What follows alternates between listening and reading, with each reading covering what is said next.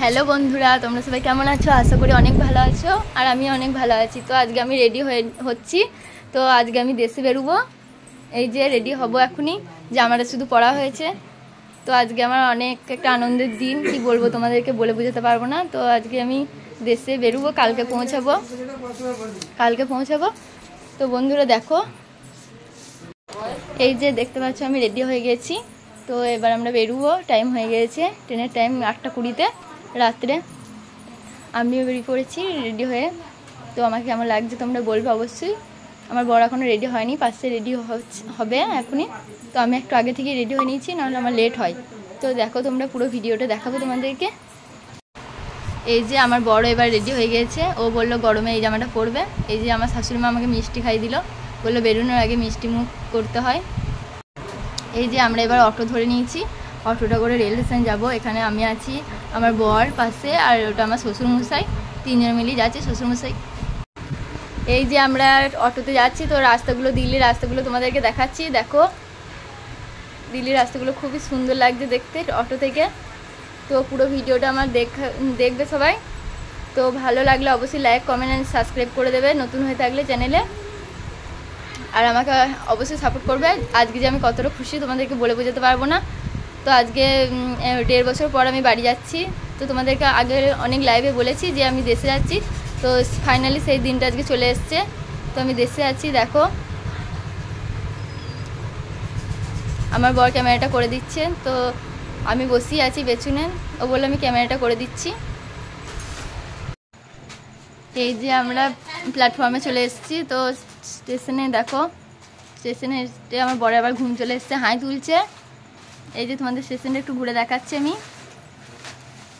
আর আমার শ্বশুরমশাই টিকিট করতে গিয়েছে, প্ল্যাটফর্মে একটা টিকিট করতে হয়, সেই টিকিটটা করতে গিয়েছে। তো আমি একটু সেই ফাঁকে ভিডিওটা বানিয়ে নিচ্ছি তোমাদের সাথে শেয়ার করবো বলে। তো কেমন লাগছে অবশ্যই বলবে কমেন্টে। এই যে স্টেশনে চলে এসেছি। স্টেশনে দেখো এখানে প্রচুর ভিড় আছে। তো এখন অনেকটাই তাড়াতাড়ি চলে এসেছি, 8:20 ট্রেন। তো পেছনে দেখো আমার বর, আমার শ্বশুরমশাই সবাই বসে আছে, বলে এখন বসি, পরে উঠবো। এই যে আমি ট্রেনে চেপে পড়েছি, 8:20 ট্রেন, 8টার সময়তেই ঢুকে গেছে। আবার ট্রেনটা খানিক্ষণ দাঁড়িয়ে ছিল, এবার ট্রেনটা ছেড়ে দিয়েছে। তো দেখো জানলাটা দেখাচ্ছি, কতটা সুন্দর লাগছে জানলাটা বাইরে থেকে, জানলার দিকটা। তো আমি একটু ভিডিও করে নিলাম। এই যে আমাদের নিচেতে সিট পড়েছে, রজতের আর আমার পাশাপাশি দুজনের সিট পড়েছে। তো দেখতেই পাচ্ছ এই সিটটা আমরা বসেছি। সকাল হয়ে গেছে, রাত্রে আমি তো 3 ঘন্টা ঘুমাতে পেরেছি, বেশিক্ষণ ঘুমাতে পারি নাই। তো আমার বরের শরীরটা খুবই খারাপ ছিল, আমার পেটে যন্ত্রণা করছিল। তো ওকেই বললাম ঘুমাতে, তুমি ঘুমাও, আমি জেগে থাকছি। সারা রাত জেগেছি। তো চোখগুলো দেখো, খানিকক্ষণ ঘুমিয়েছি তাও ফুলে গেছে চোখগুলো, আর চুলগুলো দেখো উস্কো হয়ে গেছে। নিচেতে সিট, মাঝে আবার অন্যজনেরা শুয়েছিল। তো এখন ওরা উঠেনি, ওই জন্য আমি ভালো করে বসতেও পারিনি, ওই মাথাটা গুজে বসেছি। এই যে সকালে দেখো বাইরের প্রকৃতিটাও খুবই সুন্দর লাগছে দেখতে।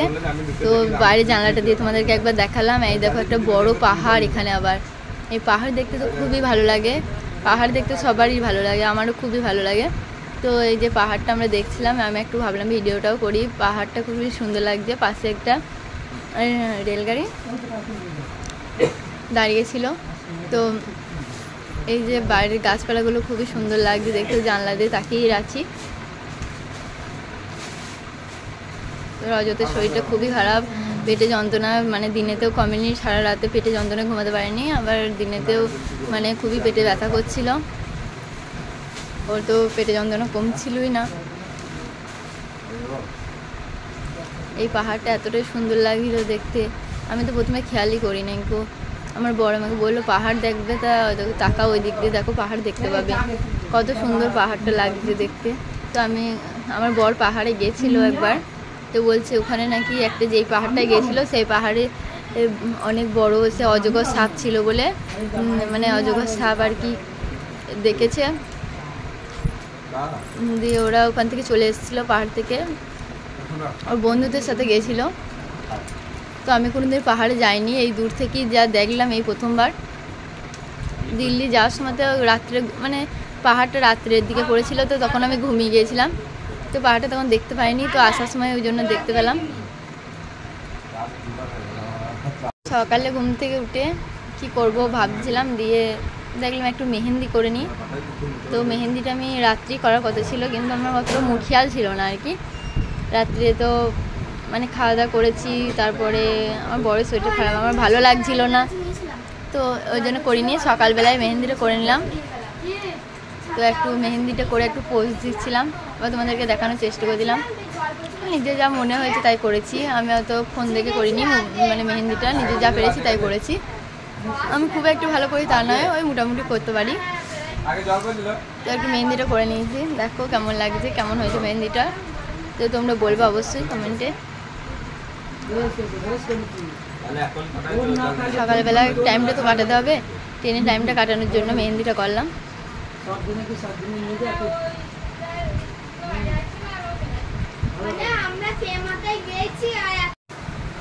এই যে আমি এখানে একটু চানা কিনে নিয়েছি, চানা খাবো, তো চানা খেতে মন হলো, তো চানা কিনে নিলাম একটু। এই যে এখানে আমরা একটা খাবার অর্ডার দিয়েছিলাম, তো খাবারটা দিয়ে চলে গেছে। ভাত, আচার দিয়েছে, একটা চামচও দিয়েছে, দুটো ডিম, একটা সন্দেশ, এখানে সয়াবিন আলুর তরকারি দিয়েছে, আর এই পাশে ডালটা ছিল,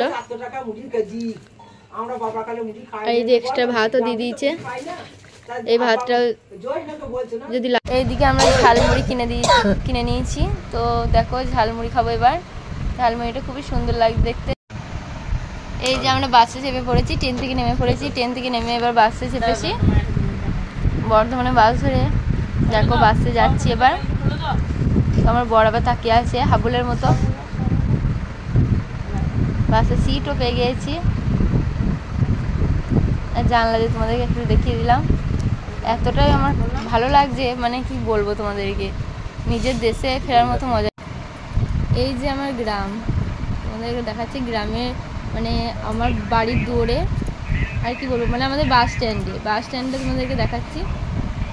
হালকা মেঘলা মেঘলা, রোদ্দুরও বেরিয়েছে হালকা হালকা। আমরা টোটোতে যাচ্ছি, টোটোতে আমাদের বাড়ির দৌড়ে একবারে নামবো।